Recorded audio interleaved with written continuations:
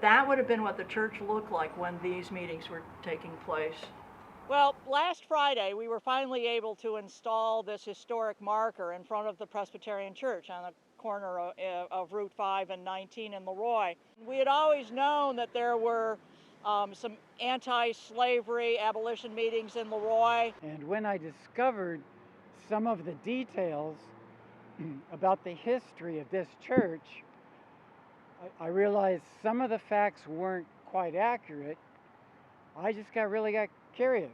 Reverend Jim Eminger he's a retired Presbyterian minister, had been out here to the Presbyterian Church and had looked at a timeline and was attracted to the stories of the abolition but knew that, and particularly the Frederick Douglass notation didn't make sense. There was the dates when he would have been here, Frederick Douglass hadn't even escaped from Maryland. We focus on significant leaders, somebody internationally renowned like Frederick Douglass.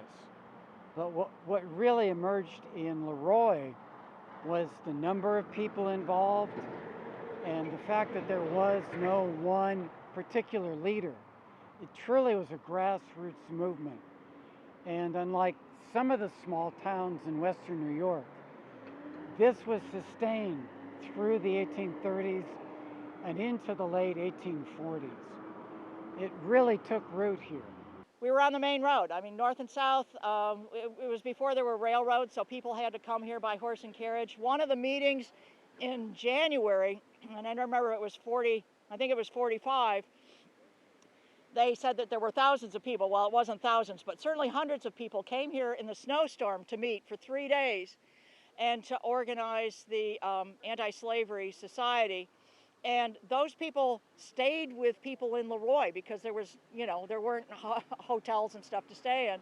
And they stuck with it through the snowstorm and hammered out their mission. He was able to verify 5 different meetings. He was able to verify when Frederick Douglass came here, which was amazing what he had to do that. He was able to verify from several different sources the violence meetings when there was a large group of people inside the church, but there was a mob outside the church throwing rocks and stones inside, trying to break it up. I think the significance is that the marker it brings to life in a visible way, literally, the heritage of the people of this community, their convictions and their courage.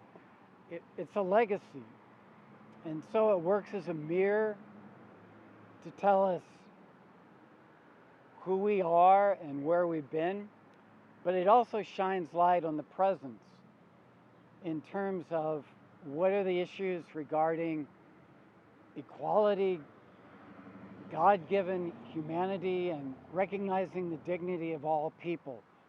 It helps us measure where we've come from and also how far we have to go. Well, we think that there was a room down these stairs which is called the session room, which is where the governing body would have met. It wouldn't be recognizable now because they've dug the whole basement out. The story here in Leroy is the room where it happened. I mean, this is the building where the people gathered to hear about anti-slavery and abolition, but this was the building that was attacked by mobs to break it up. He was simply an extraordinary man, and he crossed a lot of lines, whether it was racial, class. He traveled internationally. He was willing to be confronted. He was willing to confront others.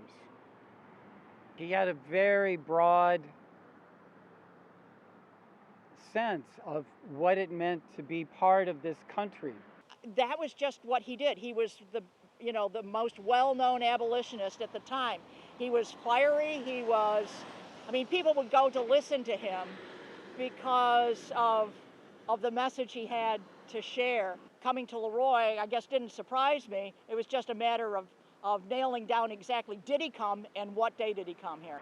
There was something in the water of Leroy that led folks to take stands literally in the face of violent opposition, but they persisted, and that inspires me. It educates me, but it also gives me hope